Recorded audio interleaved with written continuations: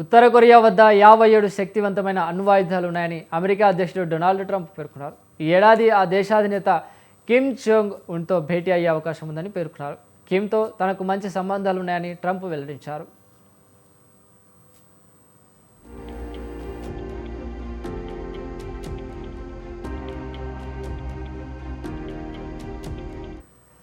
ఇక ఇరాన్ ఎప్పటికీ అణ్వాయుధాలు దక్కించుకోకుండా అడ్డుకుంటానని ట్రంప్ వ్యాఖ్యానించారు. హఠాత్తుగా ట్రంప్ ఉత్తర కొరియా వైపు సానుకూలంగా స్పందిస్తుండడంతో దక్షిణ కొరియా, అమెరికా సంయుక్తంగా చేపట్టాల్సిన యుద్ధ విన్యాసాలను కుదించాల్సి వచ్చింది.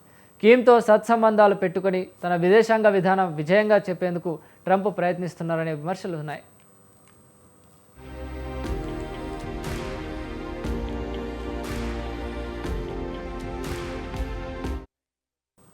మరోవైపు ట్రంప్ ఆశలపై కిమ్ జోంగ్ ఉన్ సోదరి కిమ్ యో జోంగ్ నీళ్లు చల్లారు.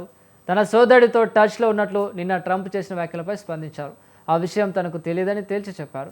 అంతేకాదు దక్షిణ కొరియాతో యుద్ధ విన్యాసాలను కుదించాలన్న ట్రంప్ చర్యపై వ్యాఖ్యానించడానికి కూడా అర్హమైంది కాదన్నారు.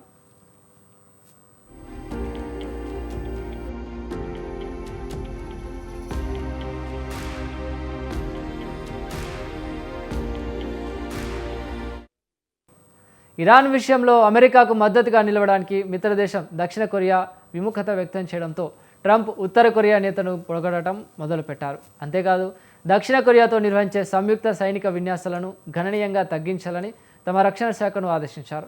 ఉత్తర కొరియా అధ్యక్షుడు కిమ్ జోంగ్ ఉన్తో ఉన్న సంబంధం కారణంగానే ఈ నిర్ణయం తీసుకున్నట్లు ట్రంప్ చెప్పడం గమనార్హం.